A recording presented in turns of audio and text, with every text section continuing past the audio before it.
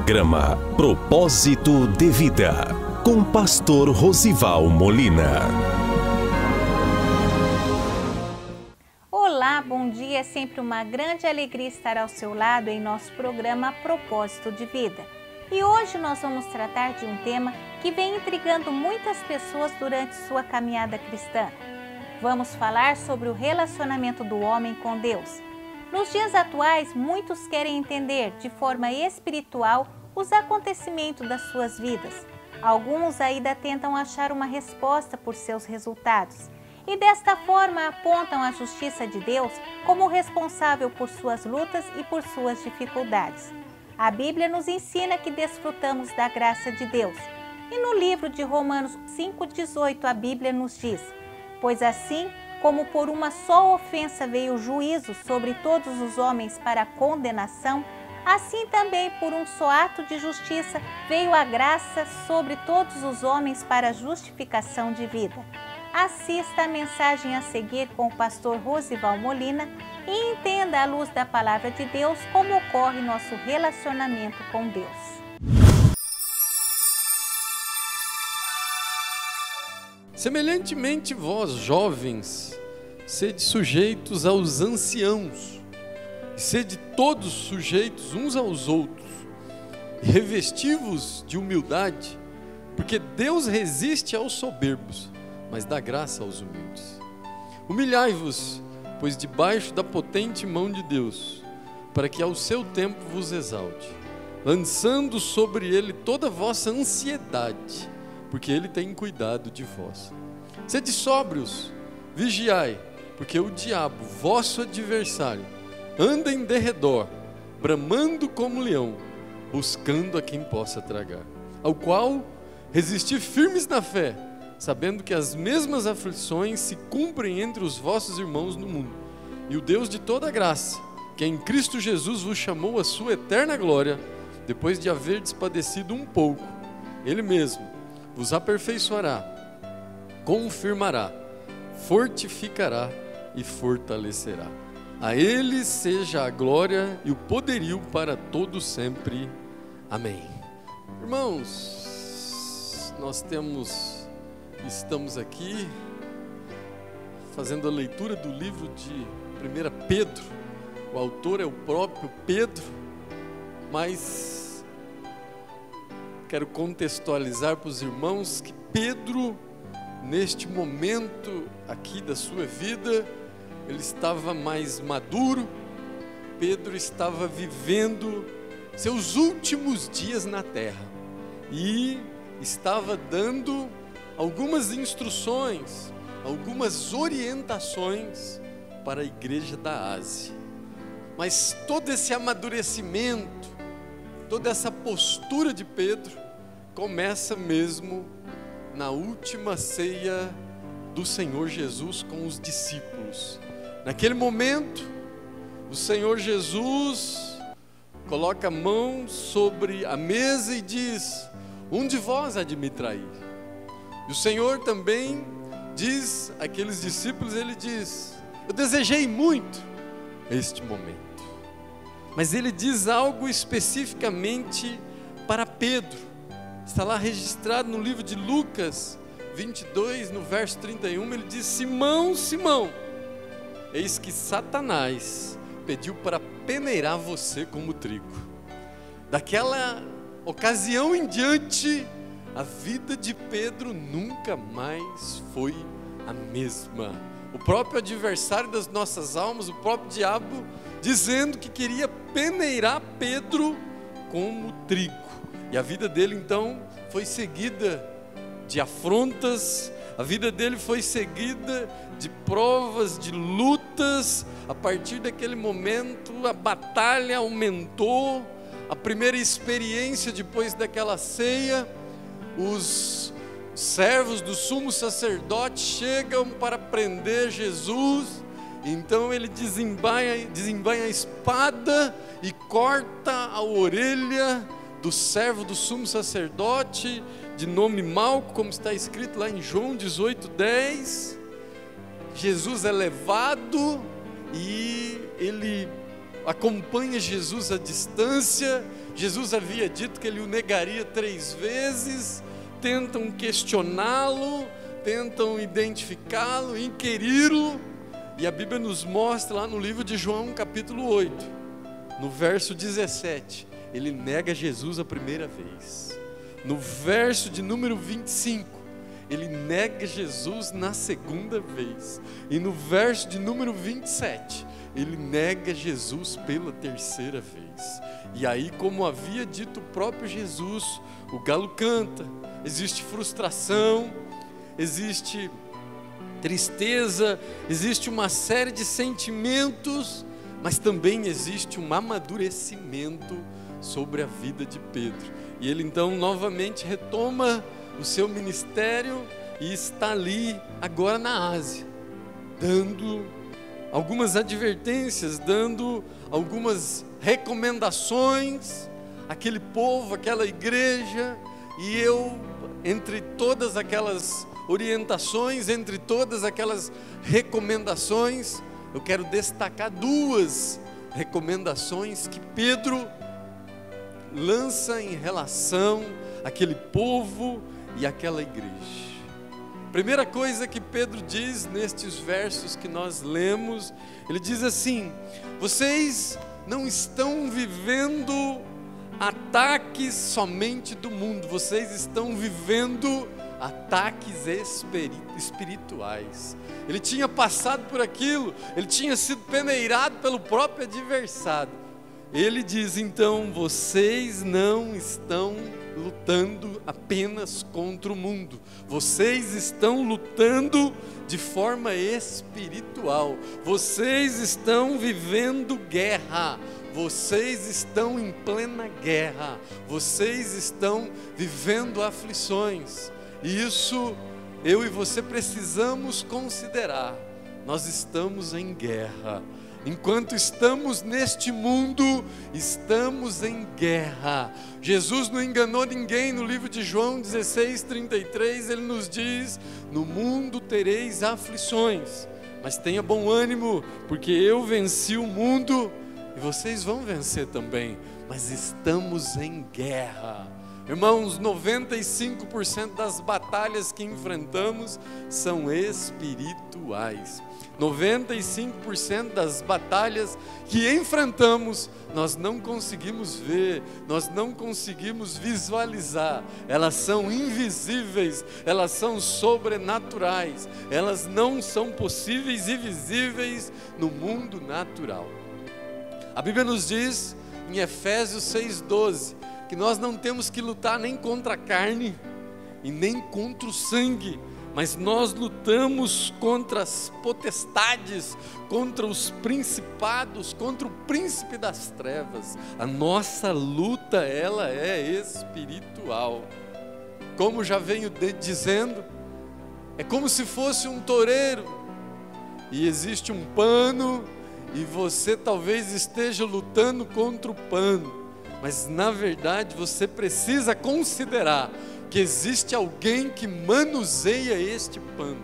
Talvez você está lutando contra alguém da família, contra alguém do trabalho, contra alguém dos seus relacionamentos, contra alguma situação, mas na verdade você precisa crer, você precisa considerar que existe algo espiritual por trás desta situação.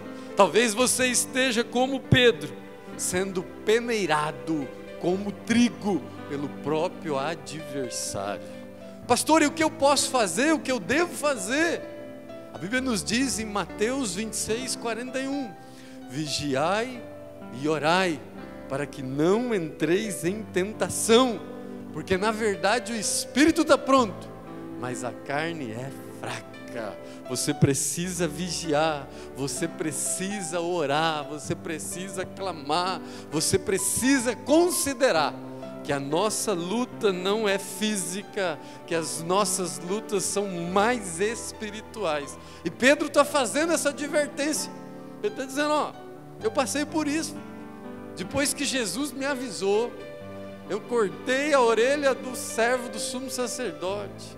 Eu neguei Jesus, eu cedi ao pai da mentira, eu menti, eu neguei 3 vezes, eu cometi coisas horríveis. porque as nossas lutas são espirituais. E uma segunda advertência que Pedro está fazendo nesse texto, ele está dizendo: é preciso, já que as lutas são espirituais, você precisa lutar com as armas corretas. Deus te deixou várias armas. Deus te deixou a arma da oração, uma potente arma. A Bíblia nos diz que você deve orar sem cessar. A Bíblia nos deixou a arma do jejum.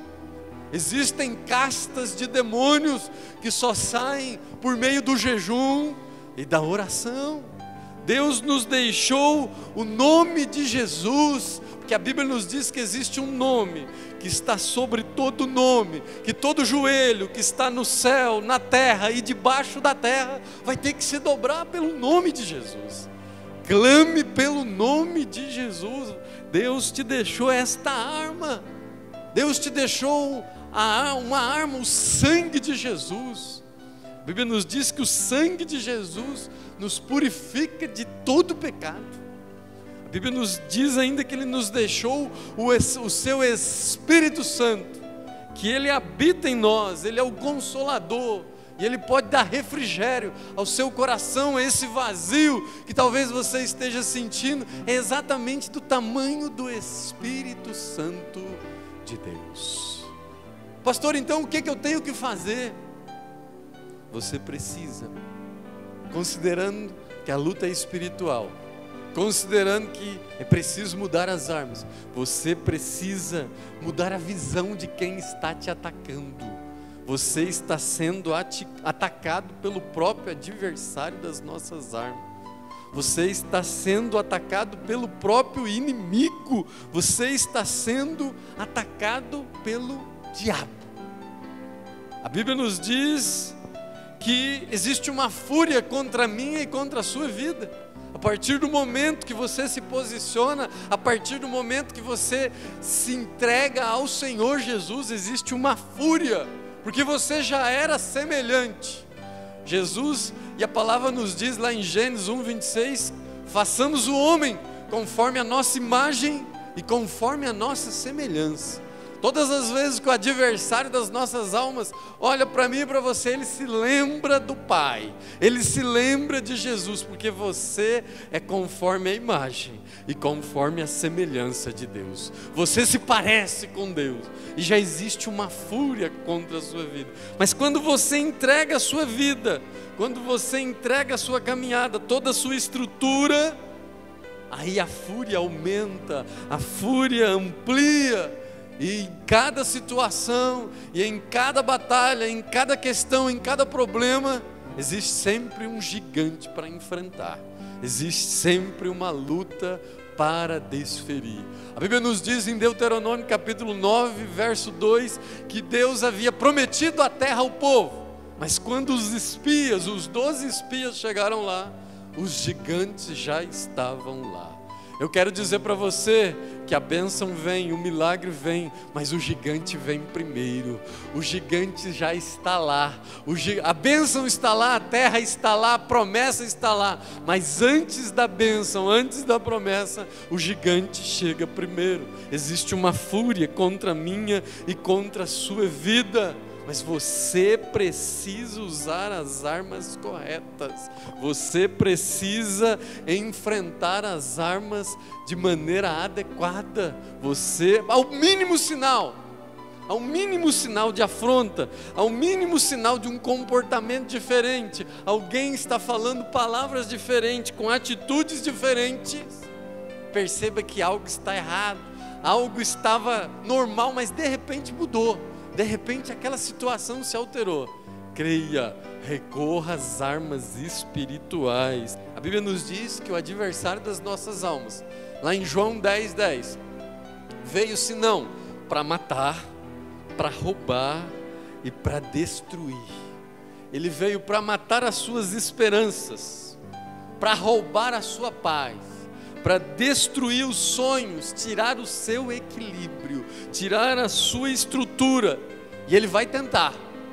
A Bíblia diz que ele vai tentar achar uma brecha, ele vai tentar achar uma fraqueza, ele vai tentar achar um espaço, ele vai apresentar pratos, ele vai apresentar situações para que ele possa entrar. Porque a Bíblia nos diz em 1 de João 1,8: se dissermos que não temos pecado, nós enganamos a nós mesmos. Ele vai tentar achar uma fraqueza, ele vai tentar achar uma brecha, ele vai tentar achar uma situação. Mas eu quero te dar uma boa notícia, eu quero te dar uma boa estratégia. Deus estabelece limites na sua vida, Deus estabelece limites na sua família. A Bíblia nos diz no texto que nós lemos que o adversário das nossas almas vive bramando como leão, buscando a quem possa tragar. Ele vive bramando como leão, buscando, vive ao nosso derredor, porque ao nosso redor, irmãos, existem anjos do Senhor. Ao nosso redor existem anjos do Senhor. E a Bíblia nos diz em 1 João 5,18 que aquele que é de Deus o maligno não toca. Aquele que é de Deus o maligno não pode tocar. Aquele que é de Deus não tem como tocar. Então eu quero te dizer, Deus está te guardando, os anjos do Senhor estão ao seu redor. A Bíblia nos diz em Salmo 34:7 que os anjos do Senhor acampam ao redor daquele que os temem e o livra de todas as coisas. Enquanto você está aqui, enquanto você está no trabalho, enquanto você está na sua casa, existem anjos ao seu redor. Quantos e quantos livramentos Deus te mostrou, Deus te revelou, e quantos você nem ficou sabendo. E Deus operou livramentos na sua vida, Deus operou livramentos na sua história. Mas eu quero te dar uma outra notícia. Cuidado, o anjo está ao seu redor, ele te livra. Mas não é porque você é bonito, não é porque você é simpático. O anjo te livra porque você é fiel. O anjo te livra porque você é temente a Deus. A palavra nos diz em Salmo 34:7, o anjo do Senhor acampa ao redor daqueles que o temem e o livra de todas as coisas. Ele te livra não porque é bonito, não porque é simpático, mas porque você o teme. Agora eu quero te dizer que ao seu redor existem anjos do Senhor te guardando, existem varões de guerra. Mas a Bíblia diz que o adversário das nossas almas vivem ao nosso derredor. Existe você, existe os anjos ao seu redor, e na terceira etapa existe o adversário ao derredor, tentando buscar uma brecha, tentando buscar um espaço, tentando buscar uma fraqueza para que você possa cair. Mas eu quero profetizar na sua vida que o nome do Senhor vai ser glorificado, que você vai ficar firme, que você vai ter a proteção do Senhor. Ele te prometeu em Mateus 28:20: eis que estarei contigo todos os dias da sua vida, até a consumação dos séculos, até a consumação dos séculos. Eu quero te dizer, Deus é poderoso para te livrar, Deus é poderoso para te dar vitória. Mas creia, fique firme, continue fiel, continue temente ao Senhor, e o nome dele vai ser glorificado. Mas eu preciso te esclarecer que tanto o Senhor como o adversário das nossas almas procuram algumas coisas neste mundo. O Senhor Deus e o adversário, o diabo, ambos vivem procurando coisas neste mundo. Deus, a Bíblia nos diz que Ele procura, Ele está procurando aqueles que o adoram em espírito e em verdade. João 4:23 diz que a hora é e agora vem, onde os verdadeiros adoradores, porque o Pai assim os procura, aqueles que o adoram em espírito e em verdade. Deus está procurando, Deus está enviando anjos na sua vida, ao seu redor, mas Ele está procurando os verdadeiros adoradores, aqueles que o adoram em espírito e em verdade. E o adversário das nossas almas, o que ele procura? O adversário procura uma brecha, o adversário procura uma fraqueza para ele entrar, para ele sair da terceira fase do derredor, entrar no redor e entrar na sua vida. A Bíblia diz aqui no texto que nós lemos que ele vive ao nosso derredor, bramando como leão, procurando aquele que possa tragar. Ele vive buscando quem ele possa tragar, quem vai dar uma brecha, quem vai dar um espaço. Deus procura os adoradores, o adversário procura os murmuradores, os pecadores. Ele procura aqueles que vão dar brecha, aqueles que vão dar espaço. Mas eu quero profetizar na sua vida que ela será selada, marcada pela presença do Espírito Santo, que toda brecha, toda situação estará sendo fechada em nome de Jesus. Talvez estão dizendo que você é falido, que você é perdido, mas Deus vem para te dizer que você é escolhido, que você é ungido do Senhor, e o anjo do Senhor acampa ao redor daqueles que o temem. Eu quero te dizer, Deus quer fazer uma grande obra na sua vida, mas lance fora toda ansiedade, substitua a ansiedade pela humildade. Não deu certo hoje, mas vai dar certo amanhã. Ainda não aconteceu, mas vai acontecer. Lance sobre Deus toda a sua ansiedade, porque Ele não pode te tocar, o adversário não pode te tocar, ele está ao derredor, mas ele vai tentar achar uma brecha. E a ansiedade é inimiga da humildade. A ansiedade gera uma brecha emocional, a ansiedade gera medo, a ansiedade gera preocupação, a ansiedade gera aflição. E o próprio Jesus nos dizia em Mateus 6,31: não andeis ansiosos por coisa alguma, antes preocupado com o que há de comer, com o que há de beber, com o que há de vestir, mas antes busca primeiro o reino de Deus e a sua justiça, e todas as demais coisas serão acrescentadas. Coloque a sua vida nas mãos de Deus. Às vezes você entra no Uber, às vezes você entra no táxi, às vezes você entra no avião, às vezes você entra no ônibus, e você confia o seu caminho, a direção da sua vida na mão do motorista, na mão do piloto. Comece a confiar a sua vida, a direção da sua vida nas mãos do Senhor. Entrega o seu caminho ao Senhor, confia nele, descansa nele, e o mais ele fará.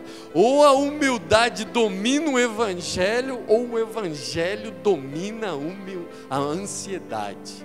A ansiedade, irmãos, gera destruição do evangelho, e o evangelho cancela, ele anula toda a ansiedade.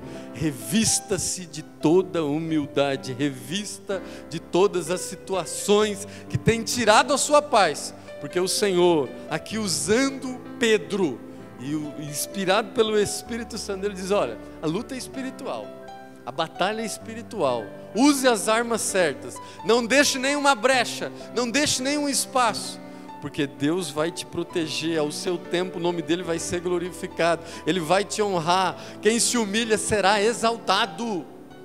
Use o exemplo da bacia, use o exemplo da bacia. 2 homens com uma bacia na mão, um deles Pilatos. A Bíblia nos diz que Pilatos, lá em Mateus 27, 24, pegou a bacia e lavou as mãos. Lavou as mãos, não vou resolver o problema, não tenho o que fazer, não vou fazer nada. E a Bíblia diz que um segundo homem, aquele que foi pregado na cruz do Calvário, por mim e por você, lá no livro de João 3,5, a Bíblia diz que ele pega uma bacia e se humilha e lava os pés de todos os discípulos, dando um grande exemplo de humildade para mim e para você. Não ande ansioso com coisa alguma. A Bíblia nos diz em 2 Crônicas 7,14: se o meu povo, que se chama pelo meu nome, se humilhar e orar, e buscar a minha face, e se desviar dos seus maus caminhos, então eu ouvirei lá dos céus, perdoarei os seus pecados e sararei a sua terra. Então, a grande lição aqui, irmãos, nesse texto: você precisa ser sóbrio, você precisa vigiar. Você precisa, lá no verso 8, sede sóbrio, vigiai, orai, seja humilde. Essa é a sua conduta, né? E a Bíblia nos diz que nós precisamos usar as armas da humildade, a arma da fé. E no verso de número 10, existe o resultado que nós vamos ter, existe ali o resultado que nós vamos colher. A Bíblia nos diz que Ele mesmo vai aperfeiçoar a sua vida. Deus vai aperfeiçoar, você vai ficar experiente, você vai ficar pleno nas suas convicções, vai aperfeiçoar. A Bíblia diz que Ele ainda vai confirmar, ou seja, você vai ser confirmado como filho, você vai ser confirmado como servo, você vai ser protegido pelo Pai. E a Bíblia diz que Ele vai fortificar, que é diferente de fortalecer. Deus vai te fortificar, Ele vai colocar fortes, Ele vai colocar anjos ao seu redor, vai colocar vigias ao seu redor. Combata com as armas certas, combata com as ferramentas corretas, e eu tenho certeza que o nome do Senhor vai ser glorificado e exaltado da sua vida. Feche toda a brecha, feche todo espaço, toda a ansiedade, e o nome do Senhor vai ser engrandecido na sua vida e na sua casa, em nome de Jesus.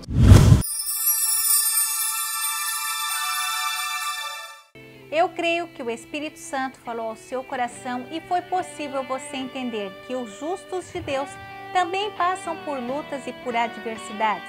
E a razão de existir todo este sofrimento é derivada do pecado que entrou no mundo e nós vivemos e estamos neste mundo, por isso sofremos.